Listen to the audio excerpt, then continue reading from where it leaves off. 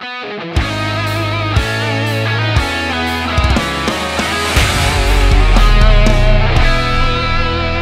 turma, um grande abraço, um abraço a todos vocês ligados no canal Atenção Vascaínos. Bom, o nosso papel é esse, gente, da gente trazer a informação, da gente poder esclarecer, independente do momento, na alegria ou na tristeza, acima de tudo, o nosso compromisso é com os assinantes, com os sócios do Vasco, com os torcedores do Vasco espalhados pelo mundo inteiro que prestigiam o canal Atenção Vascaínos. Na última segunda-feira, eu disse durante a live, tivemos aqui com a presença do Miranda, zagueiro, que na minha opinião e na opinião dos que estavam aqui, era um momento muito propício para que o presidente do Clube de Regatas Vasco da Gama, Alexandre Campelo, pudesse esclarecer assuntos. Muita discussão, muitos problemas levantados, muitas dúvidas, a questão que envolveu a saída de quase todos aqueles que compõem a parte financeira do Vasco, problema político, que não é algo incomum ao clube, questão de faz um time forte, gasta mais, não gasta menos, não está tendo austeridade, enfim.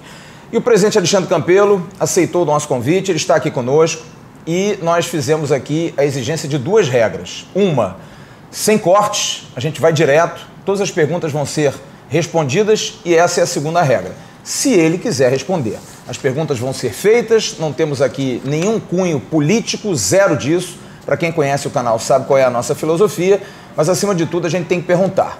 Se ele vai responder, ele responde da maneira que ele quiser.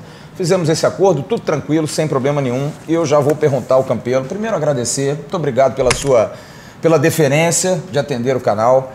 Estamos passando de 93 mil assinantes.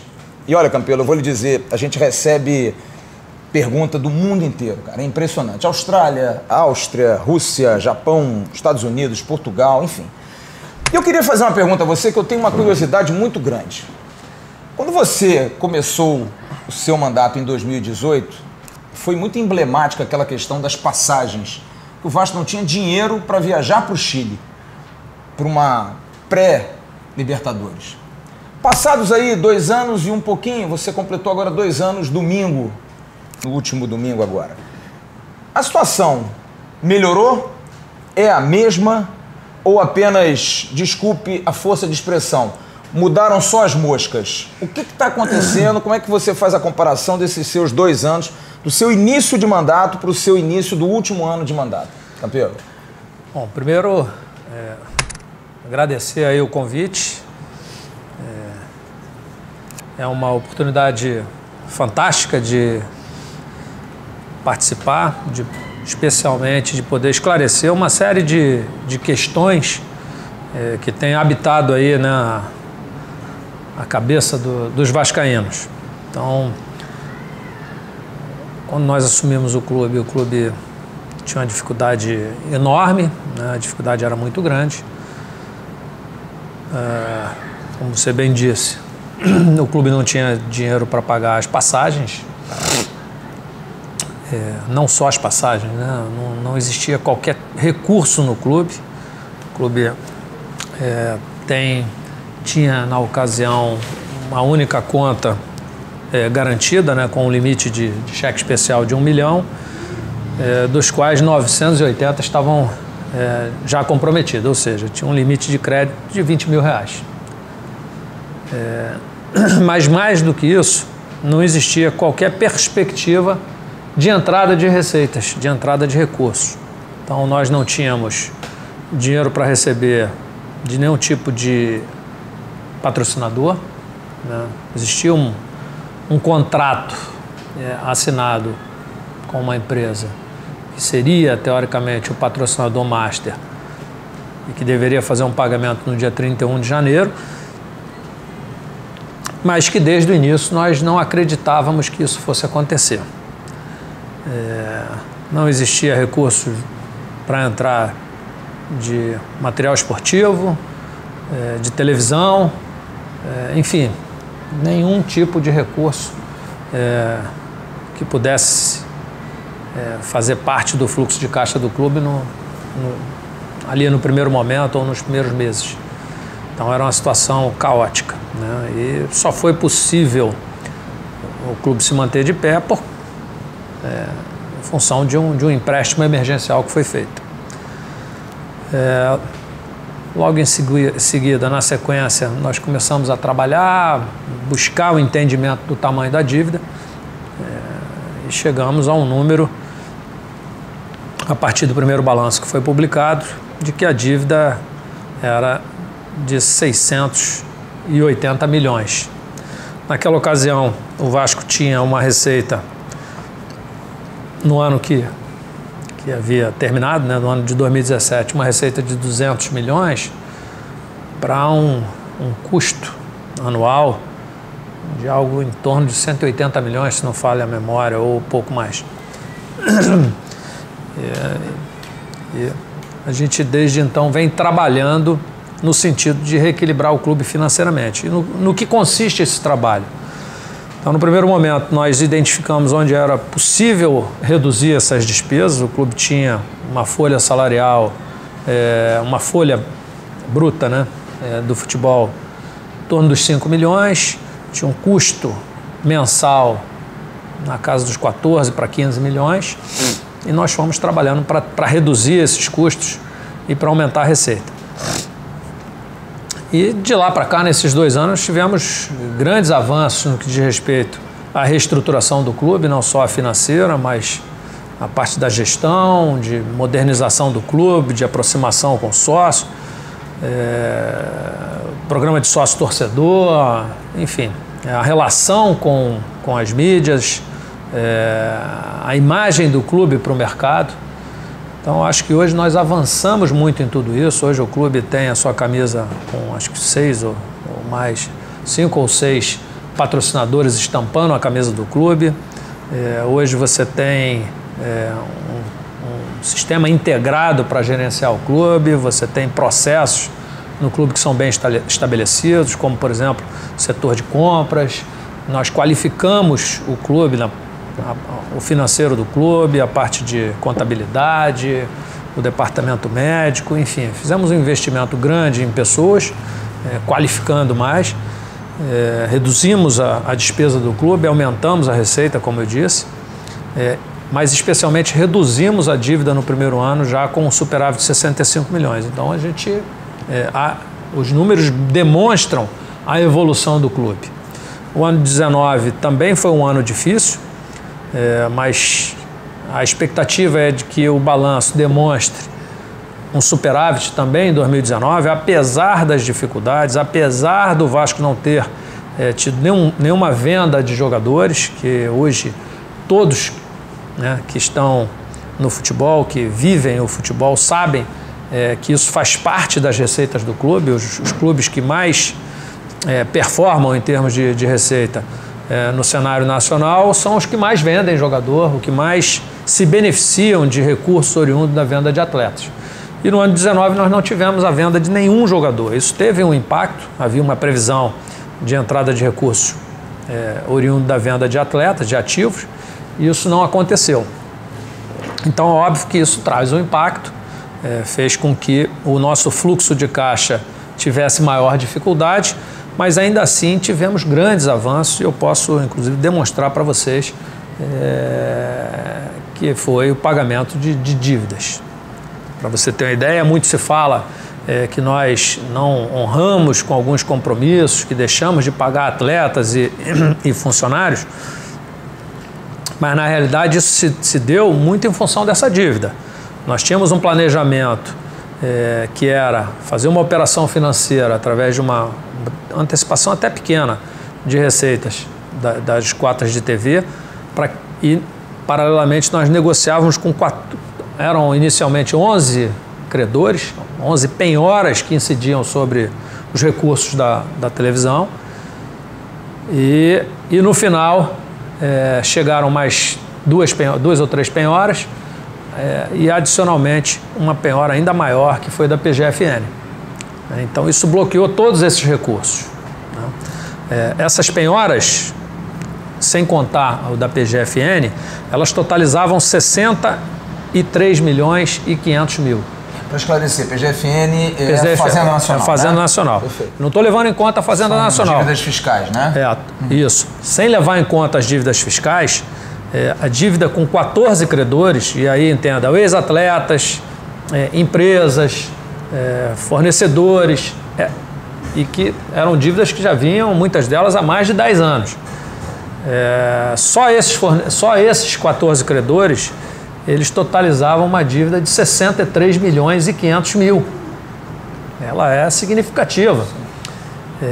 Nós conseguimos negociar, conseguimos reduzir esses valores em mais de 13 milhões, pagamos 24 milhões no primeiro momento e o restante, então, foi negociado para serem pagos 6 milhões, mais ou menos 6 milhões e 800 no ano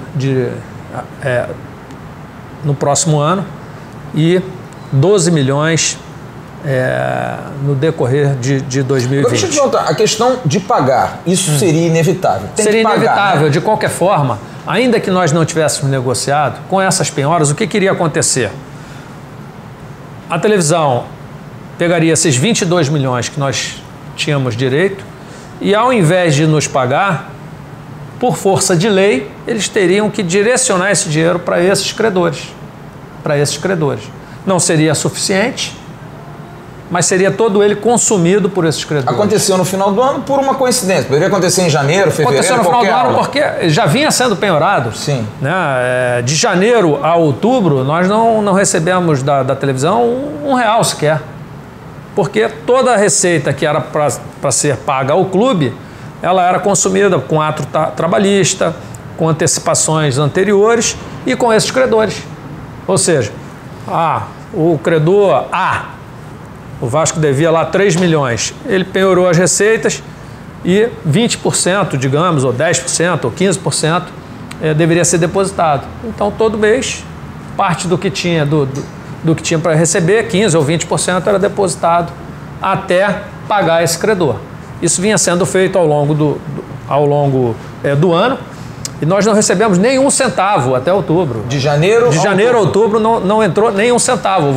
O Vasco sobreviveu tão somente de receitas de patrocinadores, de sócio-torcedor, de renda, entendeu? Agora, deixa eu te fazer uma pergunta. É por isso que talvez você tenha que ter feito, no caso financeiro, a tal da escolha de Sofia, ou pagava o Profut, ou pagava salário, é isso? Não, o Profut, ou você paga uma coisa ou paga outra. Porque o Profut deu uma confusão danada agora, até acusação de que o dinheiro foi liberado e que não... Não, isso não é verdade. Isso não é verdade.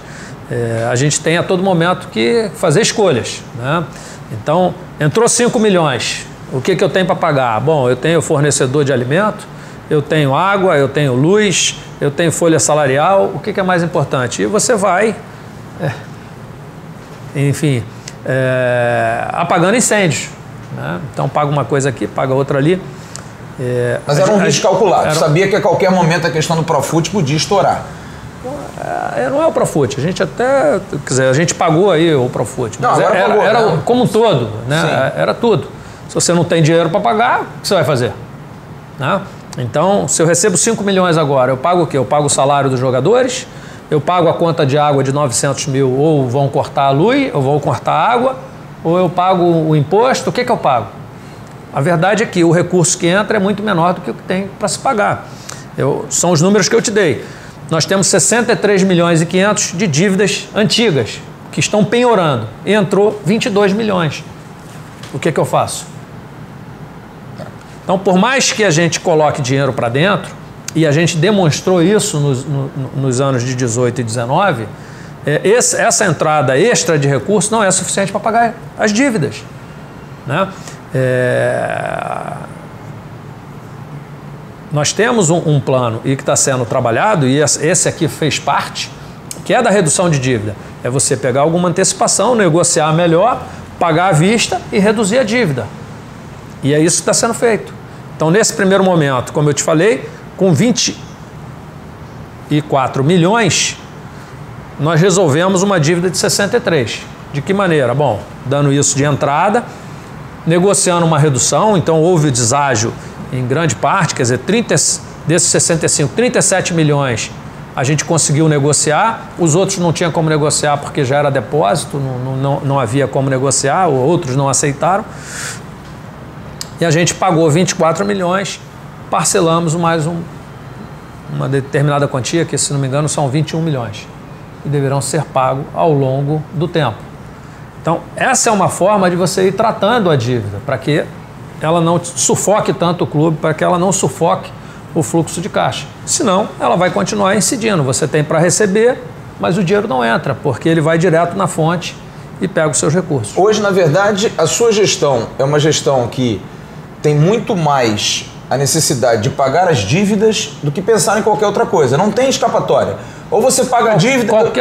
Não dá para fazer um investimento. Não tem como. Isso é inevitável, porque o dinheiro não chega a entrar no caixa do clube. É inevitável. E como é que sobrevive, Campelo? Como é que faz? Como é que você vai pagar fevereiro agora, por exemplo? Essa é uma dificuldade. Essa é a dificuldade que vem se enfrentando, né? E que tem que ser enfrentada. E você só consegue resolver mantendo a austeridade. E é isso que a gente está fazendo, né? A gente está trabalhando de maneira muito austera. Nós tínhamos um custo mensal de mais de 14 milhões, hoje é de menos de 12. Ou seja, houve uma redução drástica de dívida, de custo do clube. E um aumento de receita. Aí começa a sobrar dinheiro para você pagar as dívidas. Mas você não paga da noite para o dia. É muito simples, isso é matemática. Se eu devo 650 milhões e eu tenho um superávit de 65, eu vou levar 10 anos para pagar isso, concorda? Uhum. Ou mais, porque esses 650 eles tendem a ir sofrendo correção. Então você tem que ter não só ter superávit para ir pagando a dívida, mas o ideal é que você conseguisse recursos para pagar isso à vista e de onde você pegou pagar parcelado. Agora, essa dívida que você tem, que o Vasco tem, ela está escalonada, porque, por exemplo, você tem o ato trabalhista, que você divide uma parte dela. Parte dela tá organizada. O que mais mata é o quê? São as cíveis? As cíveis. Uhum. Você tem, por exemplo, dívidas fiscais. Elas foram negociadas, né? Eu falei aqui de uma parte. Existia mais 60 milhões de dívida fiscal, que foi negociada. Nós pagamos aí mais de 8 milhões e parcelamos o restante. Então, isso está equacionado. A dívida fiscal, de certa forma, ela está equacionada. Ela está sendo paga, ela vai ser paga ao longo do tempo. Então, você tem lá, sei lá, 300 milhões mais ou menos de dívida fiscal, mas que já está parcelada aí em 20 anos. O problema maior é o restante dessa dívida que está ali o tempo todo te sufocando, porque é uma dívida já vencida, tá certo? É uma dívida que já venceu, não foi paga e você está sendo cobrado. Bom, deixa eu te fazer algumas perguntas aqui, diretas, tá? Você hoje está sendo muito cobrado por uma situação, essa palavra que está aí na moda, a tal da austeridade, né? Você acha... Primeiro eu quero saber de você, o que é hoje para você ser austero no Vasco? Como é que você comprova a sua austeridade? Qual é a segurança de que aquilo que foi dito pelas pessoas que estavam ao seu lado no financeiro, de que você não está sendo austero, principalmente com as medidas do futebol? E eu lhe pergunto, um orçamento que começou com 5 milhões, baixou para 4.200 e diminui agora mais 1 milhão em relação ao futebol. É austeridade ou é má gestão, presidente? Baixar tanto, cada ano, baixar um pouco mais do futebol, quando deveria, de repente, aumentar. O que é isso? Eu acho que é austeridade. Má gestão seria você aumentar esse custo sem ter a garantia de que você vai botar o recurso para dentro. Isso seria irresponsabilidade. Mas não é um risco ficar baixando o futebol todo ano? Não, então, vamos lá. Esse é o risco que eu briguei. Esse é o risco que eu defendi. Briguei não, que eu defendi. Essa é a divergência. Vamos começar aqui fazendo um reparo. Quando se fala em austeridade, né, tem que se lembrar o seguinte: austeridade é a minha palavra, austeridade é o meu compromisso. Quem assumiu o clube com o compromisso de ser austero fui eu. Eu trouxe as pessoas, eu comecei a trabalhar nisso e banquei toda essa situação. Eu banquei tudo aquilo que vem acontecendo no clube, né? Então a gente tem sido austero desde o início. Porque foi na minha gestão que a gente cortou os custos, foi na minha gestão que a gente tomou todas essas iniciativas. Então, eu não estou indo de maneira contrária à austeridade. Pelo contrário, eu estou mantendo a austeridade e estou te mostrando em números. Eu só não concordo em baixar abaixo de um determinado limite, porque eu acho que isso tem prejuízos maiores, né? Porque a argumentação é o seguinte, então vamos lá, só para que fique claro. Quando eu assumi o clube, a folha salarial era em torno de 5 milhões. 5 milhões.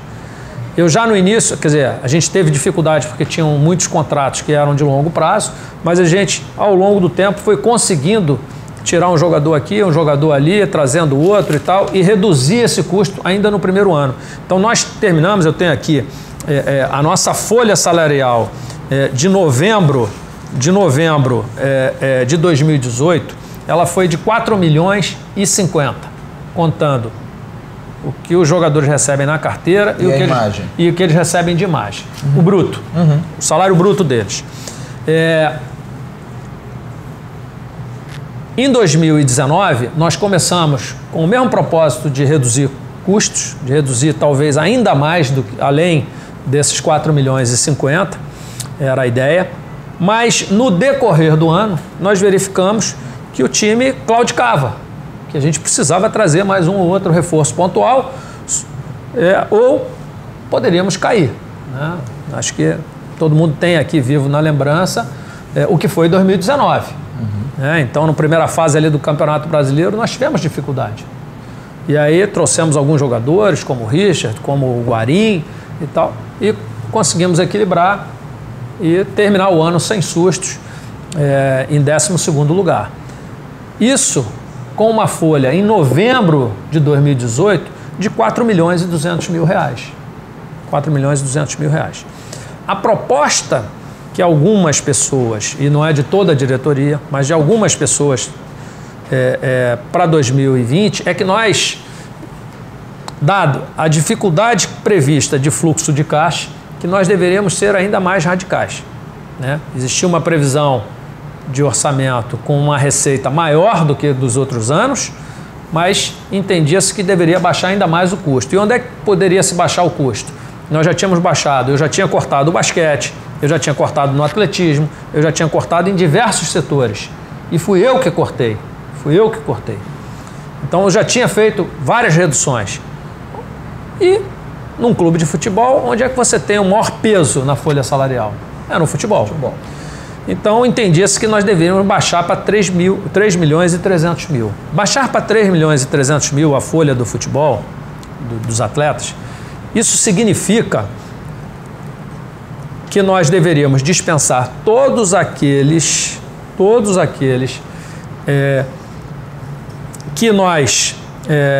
que terminaram o contrato dia 31, que de fato saíram, e não trazer absolutamente ninguém, nem o Germancano. Então, e montar um time com os remanescentes e com os jogadores da base. Eu tenho valorizado muito a base, né? Eu investi na mudança de filosofia da base, eu investi em profissionais da base, a base tem mostrado grandes resultados. Eu trabalhei bastante para que esses atletas tivessem oportunidade no futebol profissional. No ano passado, eu recebi várias críticas que o elenco do Vasco era inchado, que tinha 40 jogadores, e ele só tinha 40 jogadores porque a maior parte eram jogadores da base, que eu fiz questão que passassem pelo profissional e que não fossem dispensados sem antes ter uma avaliação profunda, uma avaliação longa. Por isso é que existia aquele número. Então, eu sou um dos maiores, se não o maior defensor de que a gente tem de fato que usar a base, mas a gente tem que usar a base com responsabilidade. Eu não posso pegar 6, 8, 10 jogadores da base, botar no time de cima e achar que todos vão corresponder e que a gente não vai correr riscos. Então eu acho que a gente deve sim fazer contratações pontuais, deve se manter fiel a essa política de austeridade, mantendo uma folha salarial baixa, mas dentro de uma faixa de segurança, dentro de uma faixa que eu não corra risco de cair. Então, essa equipe que está aqui hoje, ela me custa 3 milhões e 700 mil reais. 3 milhões e 700 mil reais. Incluindo o Germancano. Incluindo o Germancano. A ideia é negociar com alguns jogadores que não farão parte, ou seja, não estão dentro dos planos para 2020, negociar a saída deles, ou através de empréstimo, ou de algum acordo, conseguindo baixar ainda mais esse... Isso é viável? É viável, sempre. Nós fizemos isso várias vezes, né? E se faz isso rotineiramente no futebol. Então, baixar mais alguma coisa, para que eu possa trazer mais alguns jogadores e manter a minha folha salarial ali na casa dos 4 milhões. Qual a economia que você já fez com os jogadores que saíram já no final do ano? Você tem ideia? Já chega a 1 milhão? Mais de 1 milhão. De todos aqueles que estavam emprestados e acabaram retornando? Quase 1 milhão. Agora eu queria te fazer uma pergunta que é uma dúvida. O que acontece? Alguns que estavam emprestados voltaram. Mas o Vasco pagava metade do salário, tinha. Sim, enfim, mas quando volta eu tenho que pagar tudo. Então o que eu quero dizer é o seguinte: com os que saiu, eu economizei 1 milhão. Mas alguns voltaram e volta para mim a obrigação de pagar. O exercício agora é de negociar com esses atletas, e a gente já está fazendo, já com êxito em alguns, de colocar eles em algum clube que eles possam jogar, e, enfim, reduzindo, digamos assim, ainda mais a folha. E a ideia, como eu disse, é que a gente tenha uma equipe na faixa dos 4 milhões. Isso me dá a garantia, me dá a segurança de poder disputar ali pelo meio da tabela, pelo menos, sem o risco de cair. O que eu não admito é montar uma equipe, fazer um corte tão drástico, de maneira que a gente corra o risco de cair. Agora, isso não tem uma regulamentação, Campelo? Porque foi feita uma reunião, ao que parece essa resolução a partir de outubro, e no dia 26 de dezembro foi feita a reunião no Conselho Fiscal para aprovação do orçamento. Você já não sabia que aquele orçamento seria aprovado? Como é que ficou isso? Você brigou por isso na hora? Você se arrependeu de... Porque isso passou por você. Você se arrependeu de ter aprovado? Porque isso foi, né, colocado em pauta e foi votado. Como é que foi isso? A ideia inicial é que, quer dizer, eu sempre batalhei e disse que achava que isso não era possível. Até topei a gente começar o ano dessa maneira, mas no meu modo de ver, isso não se sustenta. A gente em algum momento vai ter que trazer. E aí, se fosse o caso, a gente faria, digamos assim, e é possível isso... Uma verba suplementar. Algum ajuste no orçamento. Sim. E aí justificando. Né? Então, essa é a ideia. Hoje, por exemplo, um jogador, vou citar aqui, tá? Independente de contratar ou não, um Dedé, um Guarim, que são os nomes mais em voga. Esses jogadores hoje, se vierem para o Vasco, vêm muito mais numa parceria com o clube, digo, participação em royalty de camisa, participação em renda, garoto propaganda, seria mais ou menos uma alternativa ou não? Dá para incluir, pelo que eles pedem, são jogadores valorizados, dentro desse orçamento, dessa suplementação que você pensa? A ideia é que eles venham sempre dentro do orçamento que é possível pagar. Né? Então, a gente quer muito, mas tem que ser dentro de um orçamento. Tem que ser dentro de uma realidade do clube. Nós não vamos fazer nenhum tipo de loucura. Você disse aqui uma vez, quando você veio aqui no canal, e a gente fez essa pergunta, eu faço de novo porque eu tenho que fazer e eu sou combatente a isso. Eu acho que você cometeu um erro muito... Não foi um erro premeditado, obviamente, mas o que acontece? De você contratar o Alexandre Faria para ser seu diretor executivo do ano passado. Nada contra o profissional, tá? Mas eu acho que ele tem alguma ingerência direta no inchaço do elenco de uma maneira com jogadores que não deram certo. Eu acho que são riscos. Você acha que foi um equívoco e você acha também atrelado a isso, que é um erro o Vasco, você acumula, não ter um VP de futebol direto para ser seu olho ali dentro cobrando, que de repente você tem muita coisa para fazer e no futebol seria legal ter alguém para fiscalizar isso, Campelo? Primeiro, assim... É uma opinião minha, tá? Opinião, claro. Tá. Eu respeito, mas divirjo. Eu acho assim que... Não vou nem entrar no mérito se a contratação do Alexandre foi certa ou foi errada, se ele é bom ou mal. O que ele fez? Mas não se pode imputar ao profissional com a responsabilidade exclusiva. Toda contratação ela envolve conversas, entendimento entre as partes. Você não vai contratar um jogador sem antes falar com o treinador. Você não vai contratar um jogador sem antes conversar com outros profissionais. Mas fazer contrato de 2, 3 anos com jogadores que de repente veteranos não é um erro de avaliação? Depende, né? Assim, se você pensar friamente nisso, sim. Só que futebol é momento. Sim. Você tem que pensar o momento.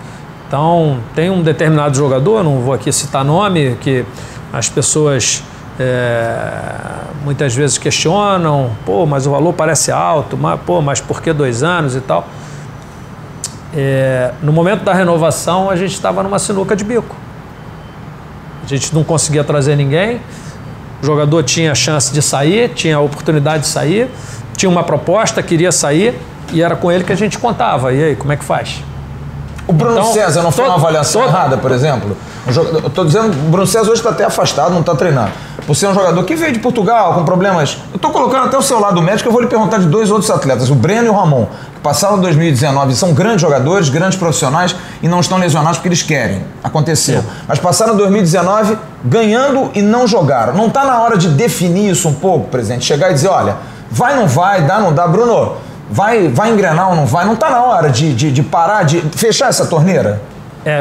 Isso seria ótimo se não houvesse lei. Existe lei que regula isso. Você tem um contrato. Então, mas aí entra dentro daquela ideia de acordos, de tentar sentar, conversar? Sim, isso é feito a todo momento. Toda vez que você tem algum atleta que não está correspondendo, que não está dentro da sua expectativa, que você não faz, que não faz parte dos seus planos, e aí não faz parte dos planos não é porque ele é feio ou bonito, não faz parte dos planos porque ele não tem correspondido à expectativa. O rendimento não tem sido o desejado. Toda vez que isso acontece, a gente tenta, de alguma maneira, solucionar. Mas, em último caso, vale o contrato. Se houver entendimento do atleta que é interessante para ele, que aqui ele não vai jogar, que é bom para ele buscar um outro espaço, ótimo.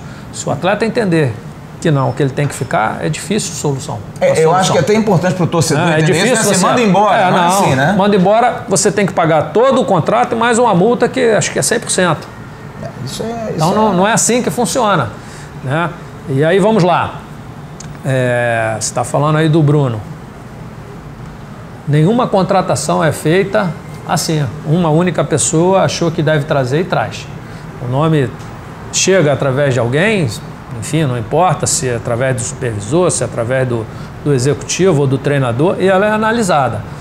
E, enfim, naquele momento, o Bruno é um cara, é um jogador que teve uma fase muito boa no Brasil, estava jogando na Europa, estava jogando num grande clube de Portugal, e entrando, jogando. Então, assim, se é bom para jogar no futebol europeu, por que não no futebol brasileiro? E era uma posição... Esse é um raciocínio, era uma posição carente. Vale lembrar que naquele momento uma grande parte da torcida pedia.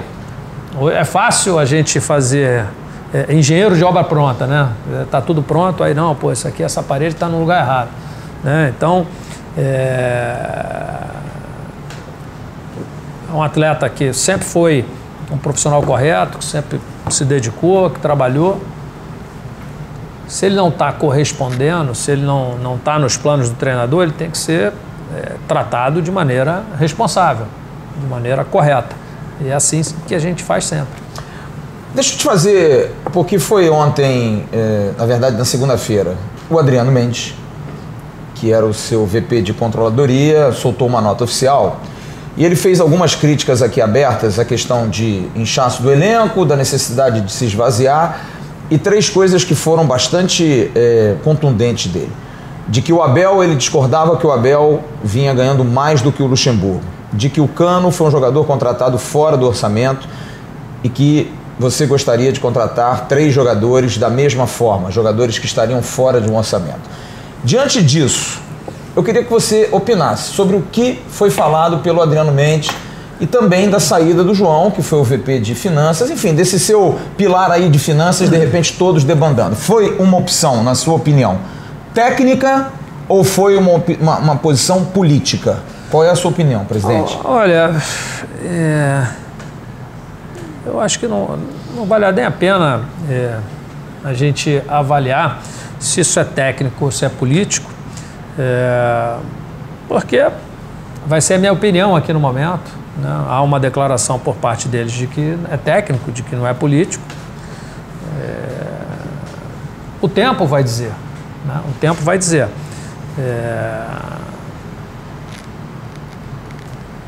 Me estranha muito não ser político, mas ser, digamos assim, fruto de uma declaração tão extensa, com tantas riquezas de detalhes e especialmente numa descrição de todo o trabalho que vem sendo feito, muito na primeira pessoa, né? todos os trabalhos do Vasco, toda a reestruturação do Vasco, tudo que o Vasco tem feito ao longo desses 2 anos, ele só aconteceu porque existe um presidente com firmeza nos objetivos. Todo esse projeto de gestão que existe no Vasco, ele teve início lá na campanha, lá em maio de 2017, quando eu me convenci de que eu deveria ser candidato e as minhas duas questões que eu coloquei naquele momento, que eram importantíssimas para que eu viesse como candidato, é que, primeiro,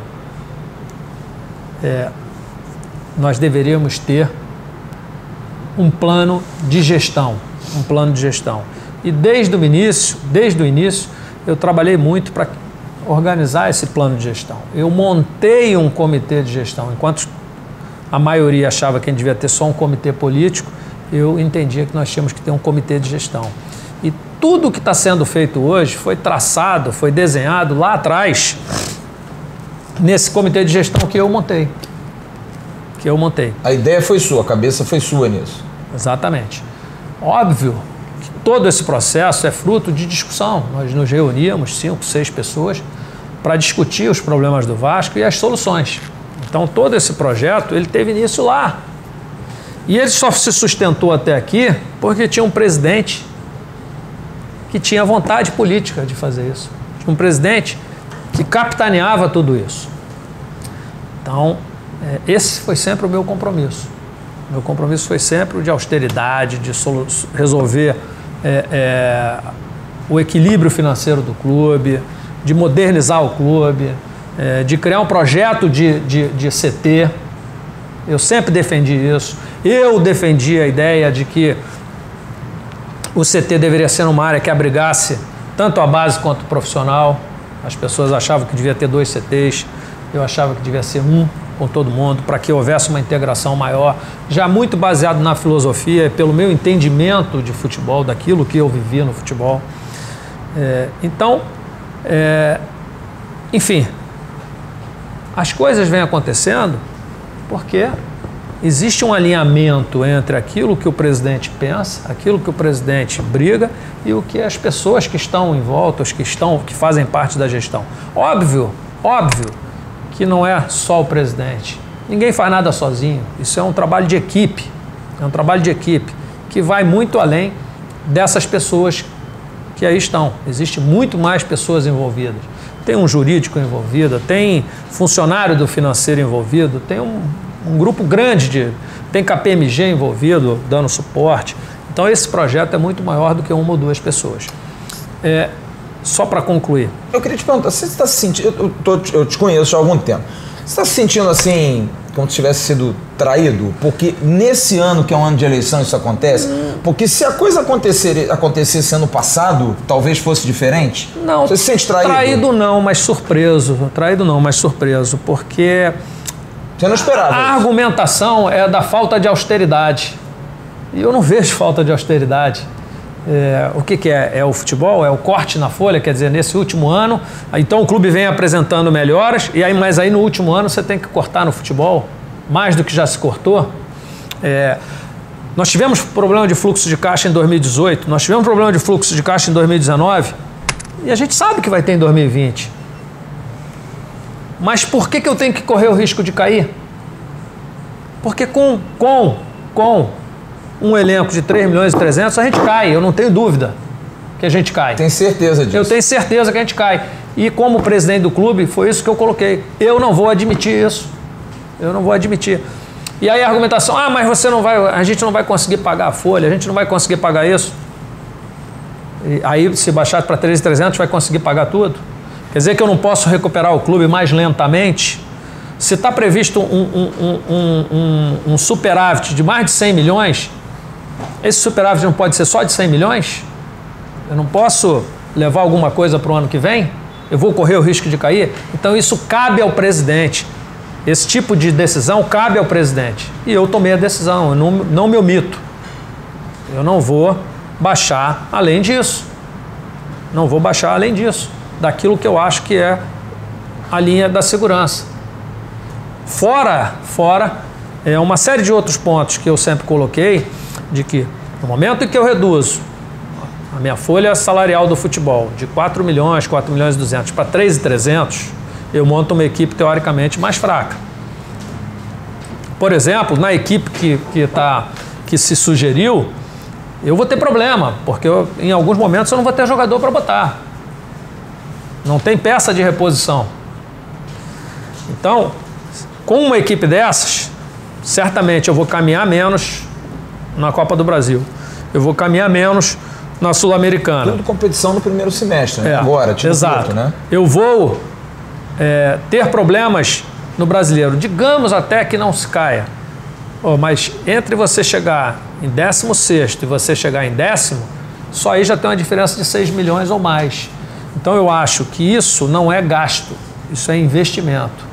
Quando eu saio de uma folha de 3.300 e vou para 4 milhões, essa diferença, que representa lá, sei lá, 13 milhões ao longo do ano, eu acho que ela é facilmente equilibrada com manutenção de sócio-torcedor, porque com o time mais fraco você vai ter dificuldade de manter esse pessoal todo que aderiu ao programa de sócio, todos esses torcedores que estão ajudando o clube. Né? Eles vão se perguntar, mas e cadê o dinheiro? A gente não botou dinheiro aí no sócio torcedor? Não é para ajudar o clube? Como é que tá esse negócio? E aí eu enfraqueço o time. Você pegou aqueles 12 milhões e teve que pagar penhora. Eu vou mostrar tudo aqui para você.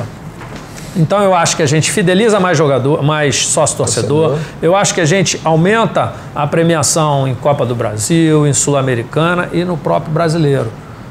Tá certo? Sem contar que você tem mais receita de jogos, de tudo. Então isso acaba se equilibrando. E essa foi sempre a argumentação que eu usei. Dinheiro traz dinheiro. Exatamente. E assim, parece até que eu tô pregando aqui em fazer um investimento de 6, 7, 8 milhões no futebol, o que não é verdade. Eu estou brigando só pela manutenção de uma folha salarial que é menor do que eu assumi, cerca de 1 milhão menor do que quando eu assumi. O ideal seria o quê, Campelo? 4.200? Era o que era em 2019? Exato. É o que eu acho que razoável para a gente manter um resultado mais ou menos igual ao que nós tivemos em 2019, talvez um pouquinho melhor, se a gente conseguir ser mais assertivo. Então, acho essa é a questão. Então, assim, eu lamento que as pessoas saiam no último ano, né? Passamos dificuldade em 18, passamos em 19 e aí em 2020 as pessoas acabam saindo entendendo que falta austeridade. Eu sinceramente não sei onde é que está faltando austeridade. Estou mostrando em números que nada mudou. Pelo menos não do meu lado. Bom, vamos agora buscar soluções? Primeiro eu queria que você falasse de grana, tá? Bom, deixa eu só, já que você falou, sim, você me perguntou dos recursos. É isso que eu estou querendo te perguntar. Dinheiro da Van, do sócio-torcedor. Dinheiro da Globo, dinheiro do sócio-torcedor. Sócio-torcedor. Então vamos lá. Receitas do Vasco. A gente primeiro tem que lembrar o seguinte, nós fizemos uma Black Friday, onde o valor do sócio, o que o sócio paga, tá pela metade, ou seja, ele tem 50% de desconto. 6 meses, né? O nosso plano de sócio é um plano de sócio barato. A gente já fez exatamente para trazer o sócio. E com o Black Friday ficou mais barato ainda. Então, o ticket médio bem baixo. Então, vamos lá. Todos esses recursos, até maio, que é os 6 meses que essa adesão garante, ou seja, quem entrou pela adesão tem um compromisso até maio. Depois ele poderá renovar. Isso totalizou 20 milhões e 500 mil. 20 milhões e 500 mil. Tá certo? Desses 20 milhões, só para fornecimento de carteirinhas, e aí pode ser que as pessoas achem que é muito, mas você tem confecção de carteirinha, você tem envio das carteirinhas, isso tem um custo de mais de R$1,5 milhão. Então, já teve que ficar provisionado aqui R$1,5 milhão que a gente não podia mexer, está retido lá. Antes do programa de sócio, nós já tínhamos uma previsão lá atrás para pagar um dos salários nós fizemos uma operação bancária e que está calcada no programa de sócio. Então, precisou ficar provisionado mais 6 milhões e 300. Tem a comissão da FENG, que é quem opera o programa de sócio, a empresa que opera o programa de sócio, 1 milhão e 900. E mais o pagamento de uma empresa que faz a parte de como é que se diz? Telemarketing. De telemarketing, exato. Que são 450 mil. Então isso já totaliza 10 milhões. Então 10 milhões precisam ficar retidos, daqueles 20 milhões. E 20 milhões e 600, 10 milhões e 154 já ficam retidos. Metade, já foi. Metade. Sobraram 10 milhões e 437. Desses 10 milhões e 347, eu posso dizer aqui tudo que foi feito. Nós antecipamos esses recursos, pagamos os funcionários do mês de setembro, os atletas do mês de outubro, isso aí totaliza 4 milhões e 700, pagamos light, pagamos pessoa jurídica, ou seja, aquelas pessoas que ganham por PJ, né, que não são carteira assinada, ajuda de custo da base, mais 190, pagamos quase 3 milhões de Profut,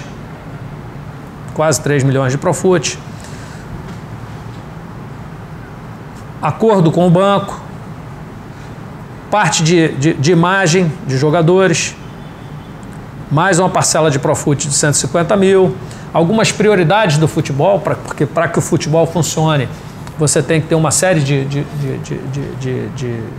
pagamentos, né? Como, por exemplo, o sistema que usa, o GPS que o jogador usa, enfim, uma série de coisas. E por aí vai. Parte operacional, comida, essas férias coisas, de funcionários e tudo mais, totalizando 10 milhões e 357. Sobrou 79 mil reais. Então, isso foi o que foi feito com o dinheiro do sócio torcedor. Então veja que todo o recurso... Então vamos lá, arrecadou 20, pagou 10 de despesa... Não é que pagou, os 10 estão... Já estavam lá, né? Mas esses não podem ser utilizados, eles estão lá como garantia para esses pagamentos, tá certo? Então eles não possam mexer. É como se estivessem bloqueados. Tá? Então 50% para pagamento. do sócio torcedor... É mais ou menos você tem o teu salário, mas você fez, digamos, um empréstimo consignado. Parte está retida lá para esse pagamento. Sim. Tá? E os outros 50% foram todos eles utilizados para pagamento de salários e algumas despesas necessárias para o funcionamento do clube. E mais 3 milhões de Profut. Entendi. Isso foi o que foi utilizado. Sócio torcedor. Exatamente. Os 22 milhões da Globo eu já te disse. A gente usou... Na Fazenda, né? Negociação. Na negociação da Fazenda. Juntamos com parte de uma antecipação que nós estávamos fazendo para quitar essas penhoras. E aí, quitando essas penhoras, isso acaba liberando o fluxo, porque tudo isso batia na Globo. Deixou de bater. Então, passou a liberar. Então, agora, todo mês, a gente vai receber uma parte.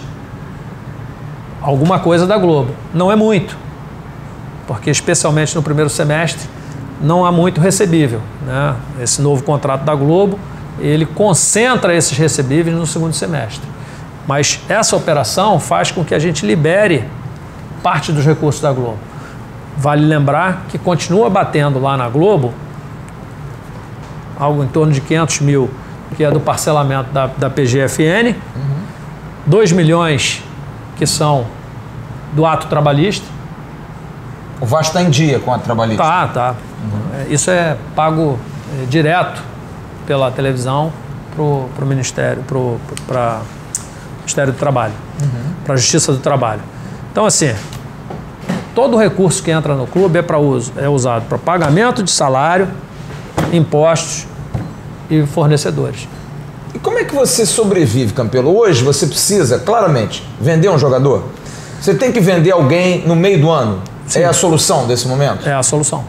Não só para o Vasco, não só para o Vasco. Claro. Para a absoluta maioria dos clubes. Mas hoje mais urgente para o Vasco. Para a absoluta maioria dos clubes. E há alguma coisa em negociação? Não. Para o Tales, por exemplo? Muita coisa se fala de Juventus, de... Nada. Não pintou nada. Nenhuma proposta. Nenhuma. E isso te dá uma angústia? Não, eu acho que as coisas devem vir no tempo. Cada coisa tem o seu tempo. E como é que você paga a conta amanhã?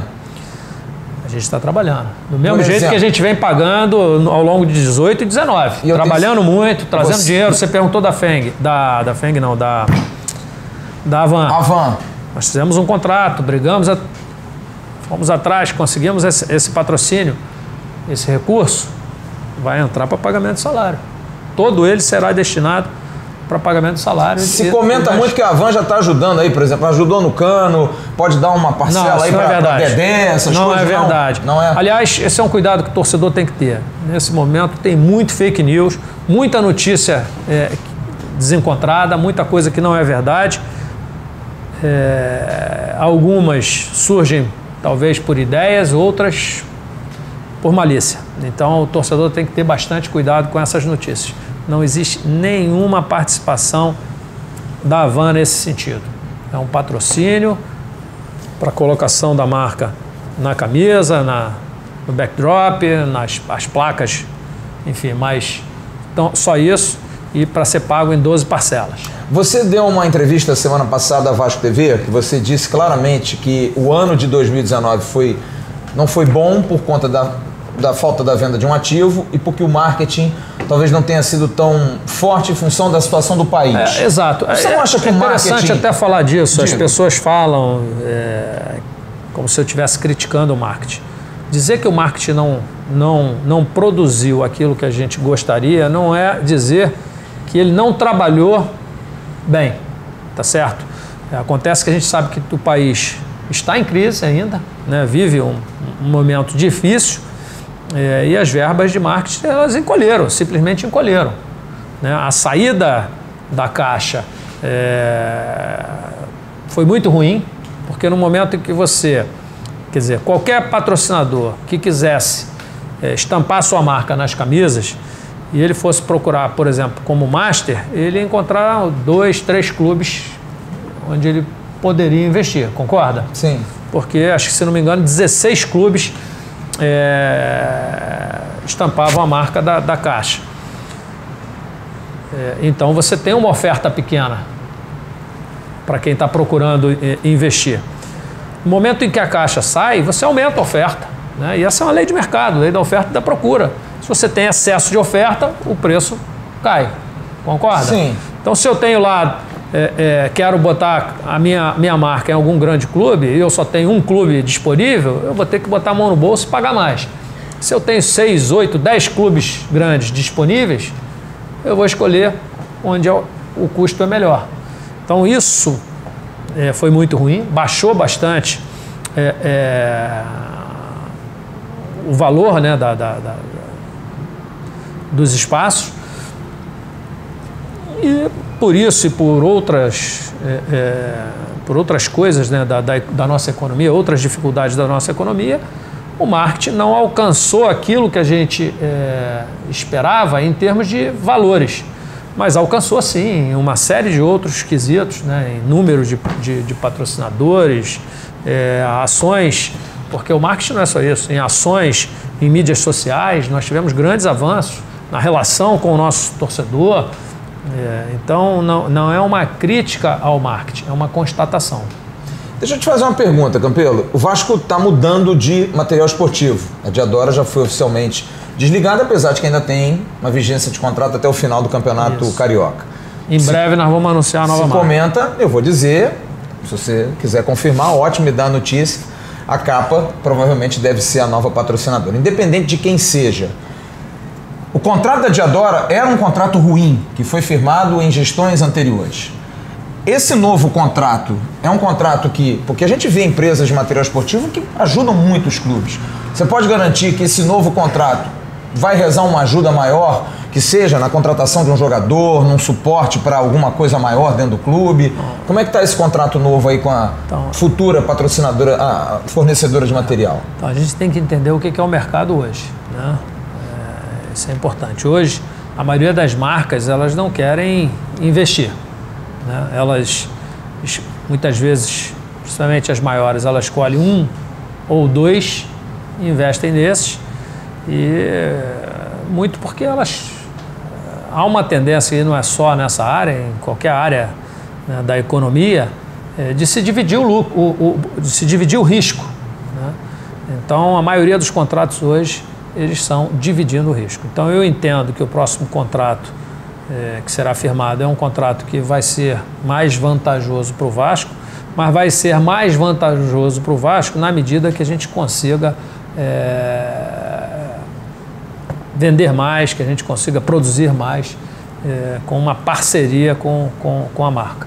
Agora, não te parece que para um clube que tem 180 mil sócios, que deu um recado no final do ano absurdo, que o mercado deveria olhar um pouco mais para o Vasco?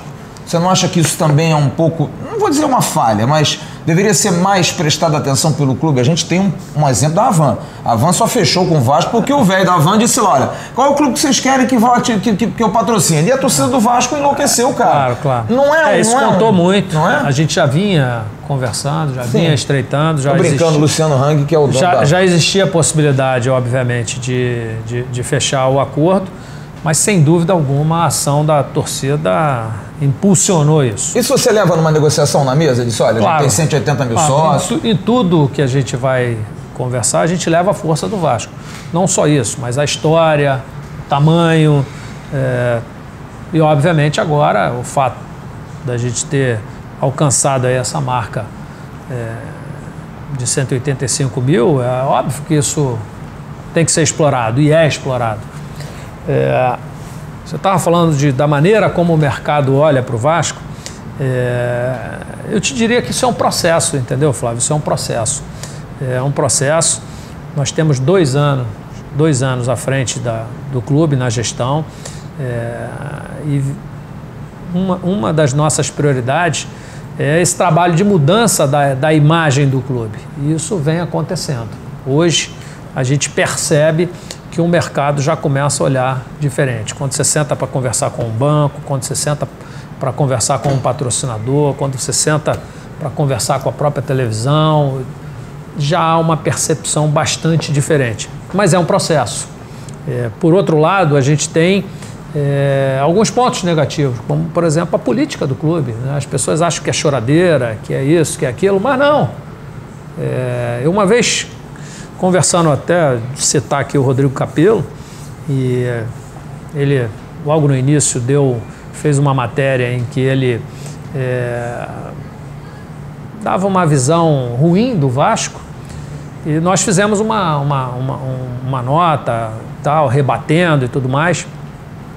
Depois disso, tivemos uma aproximação com ele, ele começou a observar o trabalho que estava sendo feito, qual era o nosso planejamento, o que a gente estava fazendo na reestruturação do clube, na reestruturação financeira, na reestruturação da gestão, dos processos, de tudo, o resultado do balanço.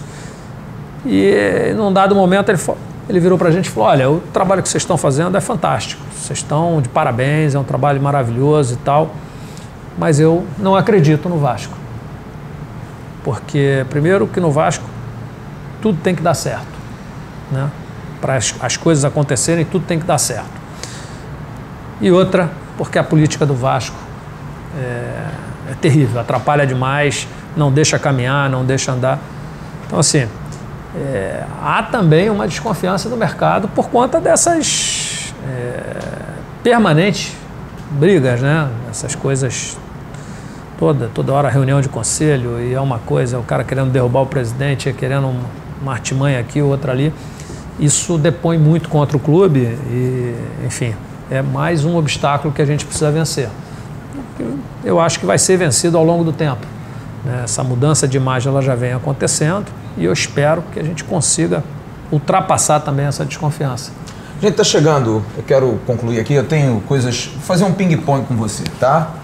Salário, presidente, como é que está a questão de salário para pagamento dos funcionários e jogadores? Essa semana sai, em breve. Não há previsão? É ping-pong? Em breve. Não, mas o breve pode ter um prazo até final do mês? Eu não dou prazo, Flávio. Essa é uma das coisas.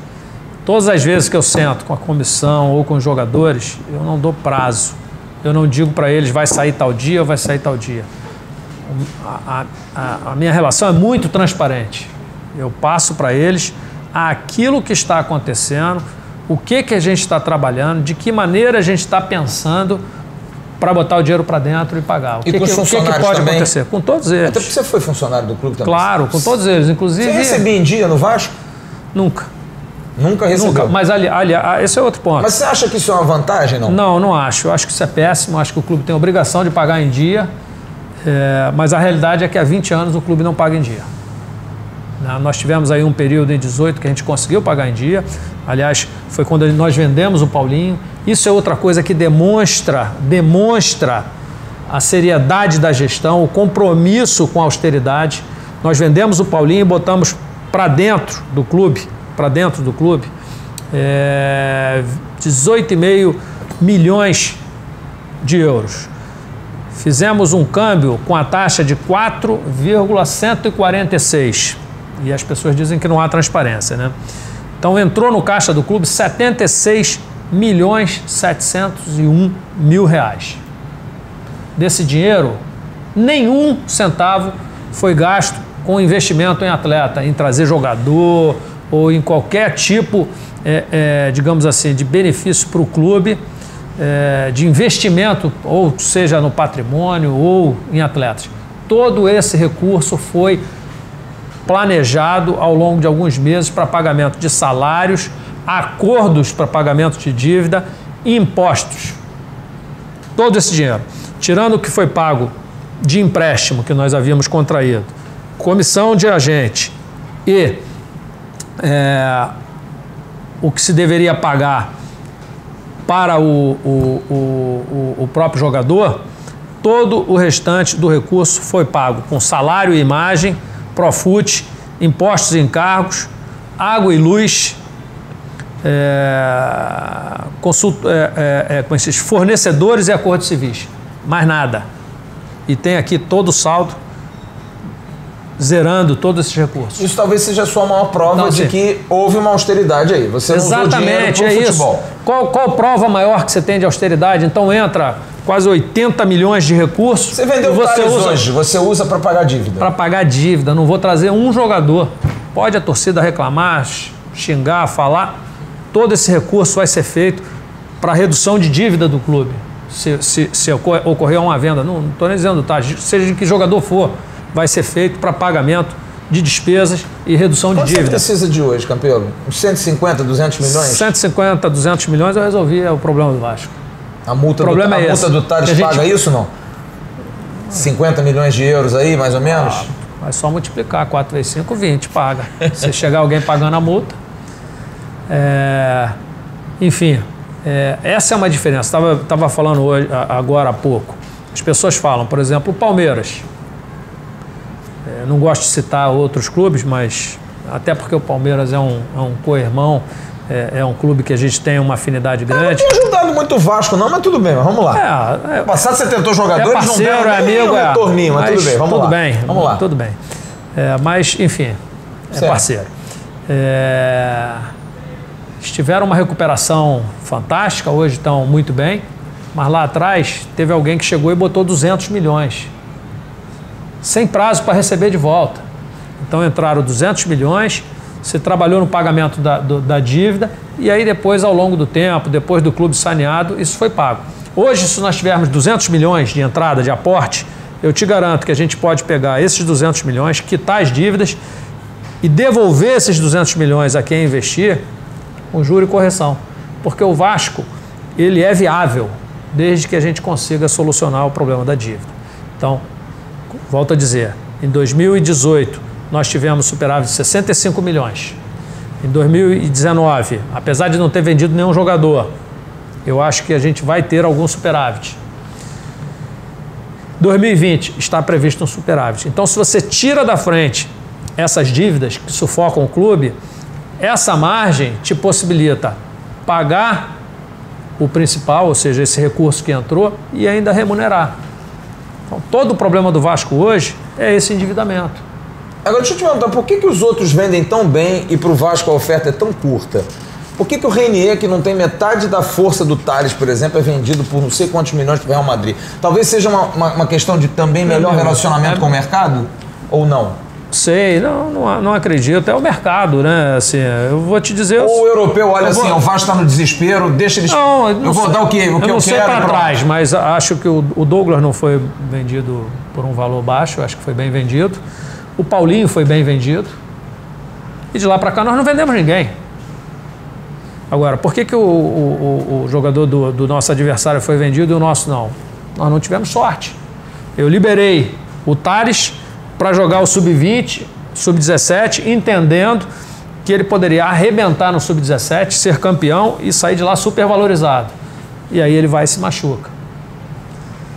O outro, teoricamente, a possibilidade dele jogar num time cheio de jogadores consagrados era baixa, concorda? Sim. E, no entanto, ele vai, joga, faz gol, não sei o quê, vai bem. Sorte. Bom, deixa eu... Isso não é uma questão de competência. Eu acho que você tá com razão. Deixa eu te fazer umas perguntas aqui. Campelo, você se arrepende de ter se tornado presidente do Vasco? Não, me arrependo de nada. Você faria tudo de novo? Faria tudo de novo. Todo o trâmite? Faria tudo de novo. Não é uma coisa que hoje pensa assim, pô, onde é que eu me meti? De forma alguma, é aquilo que você já falou, pelo Vasco, porque muito pelo Vasco te deu, é uma maneira de você retornar, é isso? Exato. E você vem como candidato em novembro? Não sei, isso depende do que vai acontecer daqui para frente, depende de conversar com a minha família, depende de algumas coisas, mas é uma possibilidade. Mas é difícil ser presidente do Vasco, não é? Difícil é. Você outro dia comentou comigo que tá com o cabelo branco e o cabelo caindo, né? Caindo bastante. É difícil, né? É uma tarefa árdua, não é? Mas é gratificante Isso também. tem te trazido problemas pessoais? Outro dia eu vi você discutindo até com um companheiro nosso, é amigo, é torcedor, que é o Helder, até você discutiu com ele no Twitter, depois você até ligou para ele cordialmente, que ele até colocou a questão de você estar aparecendo em rede social. Você se indignou com isso por quê? Me indignei pelo seguinte...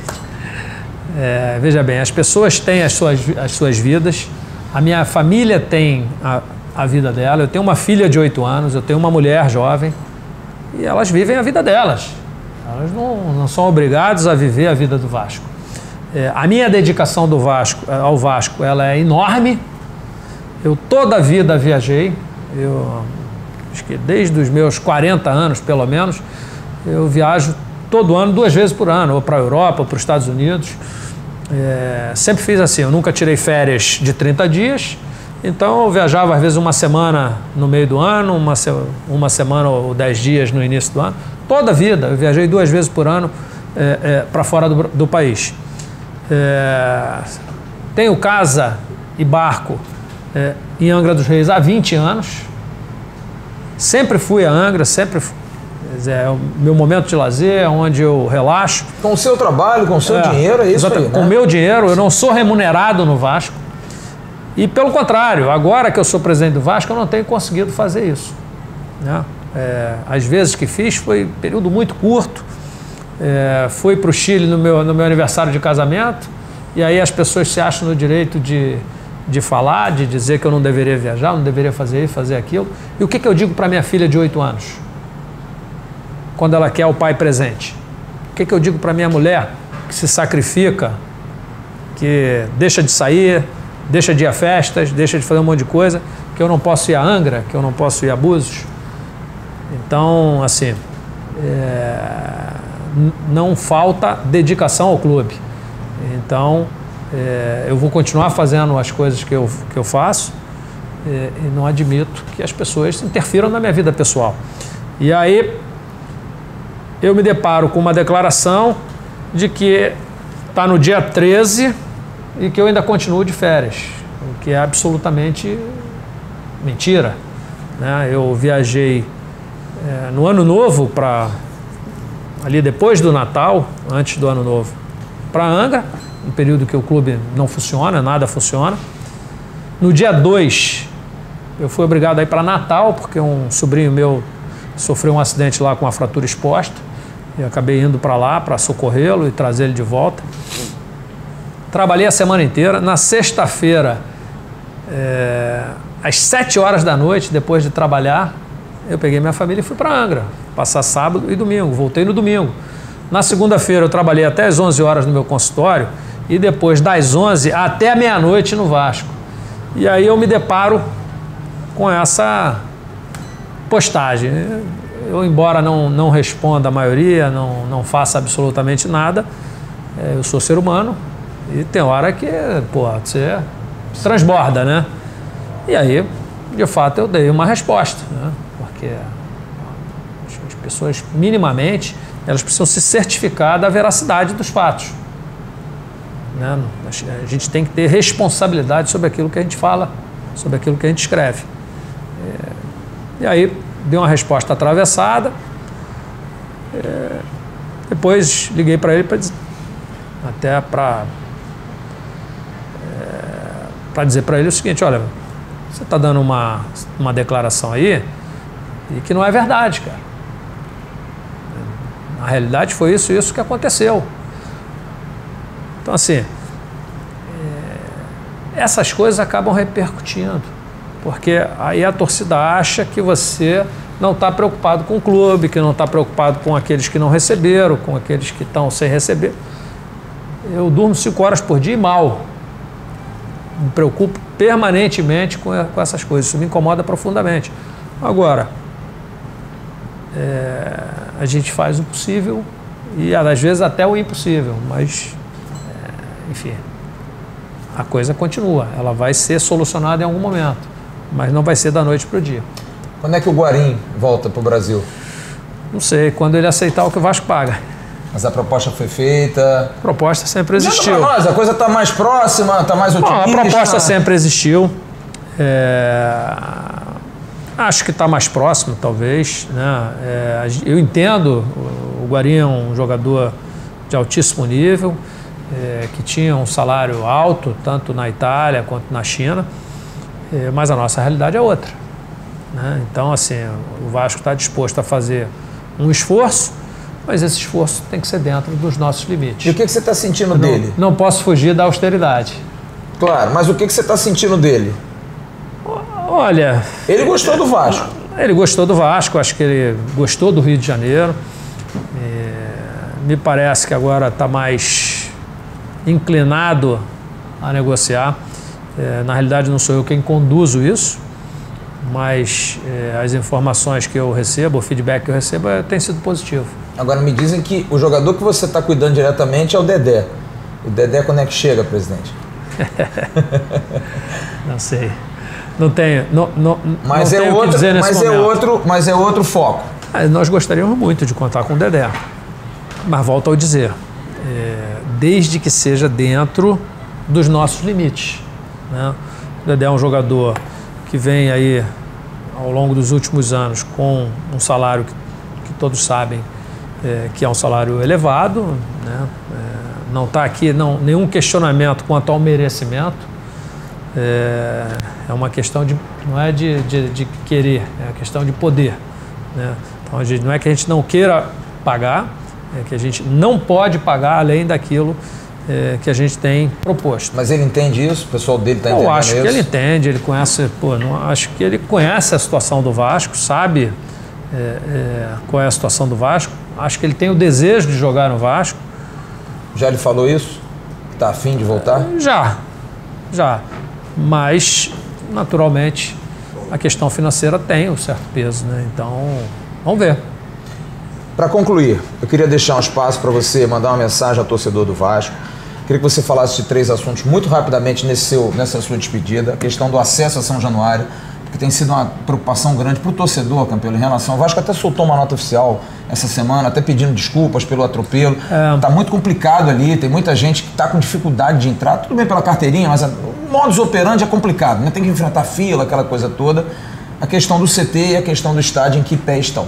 E a sua palavra final para o torcedor do Vasco, agradecendo muito aí pela presença, pela deferência. O papo foi longo, mas eu acho que foi bastante esclarecedor. E o que você quiser falar, o canal está aberto aqui para você. Bom, primeiro, prestar aqui um esclarecimento para o torcedor vascaíno. Nós temos nos esforçado muito no sentido de resolver essas questões em relação à entrada em São Januário, aos ingressos. Não é uma operação fácil. Nós tínhamos uma média de envios de novas carteirinhas na ordem de 2.000 carteirinhas mês. E aí, de uma hora para outra, nos vimos obrigados a enviar 150 mil novas carteirinhas. E aí não é só o fato de você enviar, você tem que produzir, tem o envelope, tem a etiquetinha, tem o adesivo, e não depende só do Vasco, depende de fornecedores. Depois você tem que, nessa carteirinha, você tem que inserir os dados, né, lá na tarjeta magnética. Esses dados, eles têm que ser enviados para a tiqueteria. Enfim, não é uma operação simples e fácil. E que a gente precisa ter muito cuidado, porque se a gente erra uma sequência, você pode pegar um lote inteiro errado e ter que devolver. Parece que agora, já nesse mês, a gente já enviou em torno de 20 mil novas carteirinhas. Montamos uma força-tarefa para isso. Dia 5 tem jogo, né? Da Sul-Americana. Né? Montamos uma força-tarefa para isso, para conseguir enviar essas carteiras. Esse trabalho está sendo acelerado, mas ele precisa ser feito de uma maneira muito séria. E assim, não adianta a gente pegar também qualquer um, colocar para trabalhar sem ter treinamento, sem ter conhecimento daquilo que está fazendo. Então esse é um gargalo que dificulta. Por outro lado, a empresa que faz os tickets, que faz a venda dos ingressos, foi obrigada a mudar o sistema, e essa mudança de sistema ela acabou ocasionando uma série de problemas, inclusive na interface com a FENG, que é quem faz a gestão dos sócios. Isso também está sendo trabalhado, tem em torno de 10 como se diz, que faz sistema, como é que é o nome? Programadores trabalhando nisso, e a ideia é que num período curto a gente consiga resolver todos esses problemas. É uma operação complicada. É uma operação um pouco complicada. Rapidinho, do CT, como é que está aí? Então, em relação ao CT, está indo de vento em popa. A gente tem lá uma dificuldade, que são as famílias que ocupam ali aquela região. Eu tenho feito um trabalho ali corpo a corpo com o vereador Alexandre Esquerdo, que tem ajudado, com o próprio prefeito, e agora essa semana já começa a ser feito o pagamento do aluguel social. Isso leva uns 15 dias, e aí então a gente vai começar a remover aquelas famílias e para então avançar numa outra área. Mas a ideia é que até o meio do ano essa primeira etapa esteja concluída, com o muro em torno do terreno, com os 2 campos, com as instalações de vestiário, sala de musculação, departamento médico, entre outras instalações que são necessárias para o funcionamento do futebol. E aí, vou dar aqui de primeira mão para você. Muito obrigado. Eu estou trabalhando, e aí poucas pessoas sabem, né? Num novo CT que seria para abrigar o futebol feminino e a base, né, até 14 anos, que é no terreno lá de Caxias, onde o Vasco tem um campo, mas é um campo isolado, não tem água, não tem luz, não tem nada. E a ideia é que também até o meio do ano a gente tenha... do lado do Parque Gráfico do Globo? Do lado do Parque Gráfico. Isso. A ideia é que até o meio do ano a gente tenha lá 3 ou 4 campos com instalações também de vestiário, enfim, as construções necessárias para o funcionamento. Aí sou eu que eu vou botar para dentro. Não, esses recursos eu estou pessoalmente envolvido em conseguir uma parceria. Colocar esse CT de pé significa uma economia para o clube de R$100 mil, algo em torno de R$100 mil por mês. Então, estou trabalhando para viabilizar isso, já tem uma boa parte em andamento. Acho que 3 ou 4 meses, talvez, a gente já tenha aí mais um CT para o clube. E o estádio? Como é que está a questão do projeto do estádio? Janeiro agora, de 2020 mesmo? 21? Não dá para dizer, né? Isso vai depender. A gente está trabalhando agora na estruturação do fundo para que a gente comece, então, a correr atrás de captação. No dia 29 eu devo ter uma reunião que é importante nesse sentido, com um possível investidor, e dependendo do tempo que a gente levar para colocar de pé o fundo, né, estruturar o fundo e captar, pode ser que ainda esse ano a gente inicie as obras. Bom, para concluir, queria que você deixasse sua mensagem. Eu só não vou cantar a musiquinha aqui, porque... Obrigado, Campelo. Aliás, história aquela da bandeira de domingo, como é que foi aquilo? O que foi aquilo? Iniciativa de torcedor, né, cara? Eu fiquei surpreso também. Nem da música você gostou? Cara, na realidade eu sou... isso me causa um certo constrangimento, né? Eu sou um pouco tímido em relação a essas coisas e, enfim, isso me deixa meio sem graça. Manda um recado pro torcedor, por favor, pro sócio, pro assinante, pro torcedor do Vasco, que tá na mesma angústia que você, campeão. Tá aí na expectativa de um 2020... A gente foi domingo em São Januário, que teve de gente que me perguntou assim, pô, dá uma notícia boa aí, cara, você só dá uma notícia ruim. Eu acho assim, que o torcedor, ele tem que ter, nesse momento, muita sabedoria, né?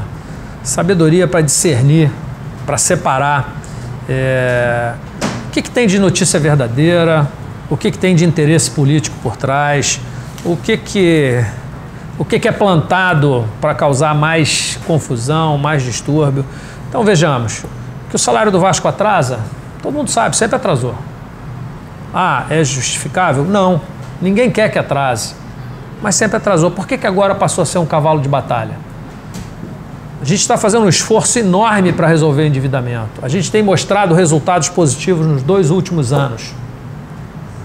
Tá certo? E por que agora todo esse foco? Porque esse foco... na realidade, quer dizer, toda essa falação, tudo isso, ele tem um único interesse: desviar a atenção do torcedor para aquilo que está sendo feito. Então, o movimento da torcida, que foi fantástico, de botar 185 mil novos sócios, ele é, digamos assim, não vou dizer que é apagado, mas ele é escanteado por conta dessas discussões. O possível superávit de 2019, apesar de tudo que deixou de acontecer, né? O desempenho do time, que não é aquilo que a gente gostaria, óbvio, a gente quer ser campeão, mas a gente sabe que a gente não está, nesse momento, em condições de brigar para ser campeão. Mas foi um desempenho satisfatório, né? Tá longe de ser o desejável, mas é um desempenho que nos dá um conforto, sabendo que nós estamos num momento de reestruturação do clube. Todos os avanços que nós tivemos em mídias sociais, no relacionamento do clube, tudo que está sendo feito acaba sendo colocado em segundo plano por questões que são plantadas a todo momento. Então, toda hora tem uma notícia falsa, tem uma historinha aqui, uma historinha ali. E aí eu acho que o torcedor vascaíno tem que ter esse discernimento. Então, a gente lança um programa, lança um CT, e aí a galera da oposição faz questão de dizer que não foi o presidente, que não foi a gestão, que foi só a torcida que fez. Óbvio que a torcida é fundamental, óbvio. Mas o terreno foi conseguido por essa gestão. O projeto foi feito por essa gestão. A criação das condições para que o torcedor pudesse ajudar, doar, foi feita por essa gestão. Mas aí quem está contra faz questão de trazer aí esses questionamentos. Então, acho que o torcedor tem que estar muito atento. Esse vai ser um ano muito difícil, especialmente por conta dessas questões políticas que já tiveram início. Acho que o vascaíno deve olhar para os resultados que nós temos obtido, né? Nós queríamos um atacante goleador, nós trouxemos o Germancano, estamos montando o CT, o projeto de São Januário está caminhando.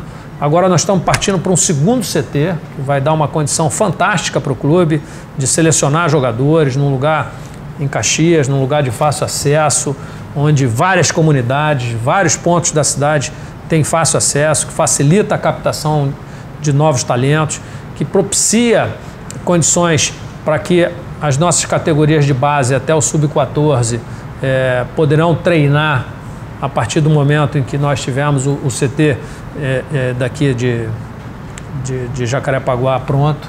Então, assim, eu acho que a gente tem, sim, preocupações, né, e são grandes, com endividamento, eventualmente com falta de pagamento aqui, outra ali, mas nós temos, sim, muita coisa para comemorar, muita coisa para renovar a nossa confiança, para renovar digamos assim, a nossa autoestima. Muito obrigado ao presidente Alexandre Campelo. Espero que tenha sido esclarecedor, pelo menos para mim. Eu fiz todas as perguntas que eu queria fazer e acho que é um serviço que a gente presta ao torcedor do Vasco. Agora você tira o seu juízo de valor. Nosso papel foi feito, ele veio aqui, deu a cara a tapa, agora é com vocês. Muito obrigado, um grande abraço e logo mais tem Vasco e Flamengo no Maracanã. Tchau, turma!